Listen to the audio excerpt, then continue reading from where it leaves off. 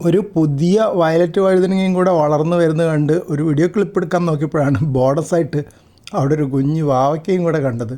ആ പാവൽ ചെടി ഏകദേശം ഉണങ്ങിപ്പോയതാണ്. അതിനി കാര്യമായിട്ട് ശിഖരങ്ങളൊന്നും ഇല്ല. അപ്പോൾ 1-2 ഉണ്ട്.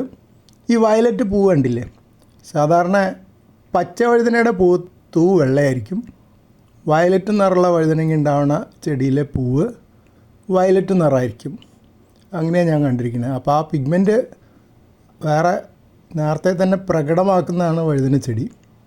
വഴുതനങ്ങ വലിയ ആരോഗ്യമൊന്നും തോന്നില്ല, പക്ഷേ ഉണ്ടാവുന്നുണ്ടല്ലോ. മുമ്പ് കുറേ ഇങ്ങനെ കായുള്ള പൂക്കൾ സ്വല്പം വളരും, എന്നിട്ട് കൊഴിഞ്ഞു പോകും. ഇത് വളർന്നു തുടങ്ങി.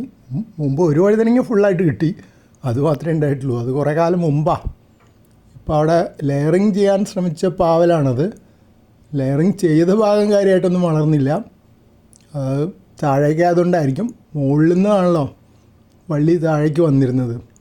സാധാരണ ഒരേ നല്ല പൂവാണെങ്കിൽ ലെയർ ചെയ്താൽ ആ ലെയർ ചെയ്ത ഭാഗം വളർന്നു വരാറുണ്ട്. ഇത് അങ്ങനെയല്ലായിരുന്നു. താഴേക്ക് വന്ന വള്ളിയാണ് ലെയർ ചെയ്ത്. അതെന്തുകൊണ്ടോ വലിയൊരു ഗുണം ഉണ്ടായില്ല. വേറെ ശിഖരങ്ങൾ ഇപ്പുറത്ത് പൊങ്ങി വന്നു. അങ്ങനെ പലതും ഇതിൽ കാണുന്നുണ്ട് ഈ വീഡിയോ ക്ലിപ്പിൽ. ഇടയ്ക്കൊരു ഒട്ടുമാവിൻ്റെ ഭാഗവും കാണുന്നുണ്ട്. ഒട്ടുമാവ് കുറേ കൊല്ലമായിട്ട് കായ്ക്കുന്നൊന്നുമില്ല.